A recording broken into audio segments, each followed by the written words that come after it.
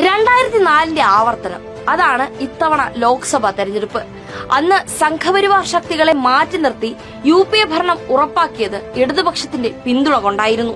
കേരളത്തിൽ ഇടതു തരംഗം ആവർത്തിക്കുന്നു എന്നാണ് ജനങ്ങളുടെ പ്രതികരണങ്ങൾ വ്യക്തമാക്കുന്നത്. ഇനി ചില വസ്തുതകളും കണക്കുകളും പറയാം. സാധാരണ ലോക്സഭാ തെരഞ്ഞെടുപ്പുകളെ പോലെ അല്ല ഇത്തവണ. മതേതര ഇന്ത്യക്ക് ഇടതുപക്ഷമാണ് ശബ്ദമെന്ന് കഴിഞ്ഞ 5 വർഷം തെളിയിച്ചിരിക്കുന്നു. ഇതോടൊപ്പം നവകേരള വികസന കുതിപ്പിന് നേതൃത്വം നൽകുന്ന ഇടതുപക്ഷത്തോടുള്ള ജനങ്ങളുടെ സമീപനവും. കോൺഗ്രസ് ആവട്ടെ പൌരത്വ ഭേദഗതി നിയമത്തിലെ നിലപാടില്ലായ്മ, ലീഗിന്റെ കൊടി ഒഴിവാക്കിയ വിഷയത്തിലടക്കം സ്വീകരിച്ച മൃദു ഹിന്ദുത്വ സമീപനങ്ങൾ, NIA ബില്ല് പോലുള്ളവയിൽ സംഘപരിവാറിനോട് ചേർന്ന് വോട്ട് ചെയ്തത്, കേരളത്തിലടക്കം രാജ്യത്തിലാകെ കോൺഗ്രസ് നേതാക്കളുടെ BJPയിലേക്കുള്ള കാലുമാറ്റം, കേരളത്തിനെ സാമ്പത്തികമായി ഉപരോധിക്കുമ്പോൾ മൌനമാചരിച്ച UDF എംപിമാരോടുള്ള എതിർപ്പ്, ED കോൺഗ്രസ് കൂട്ടുകെട്ട്, ഇവയൊക്കെ കോൺഗ്രസിന് പ്രതികൂല ഘടകങ്ങളാണ്.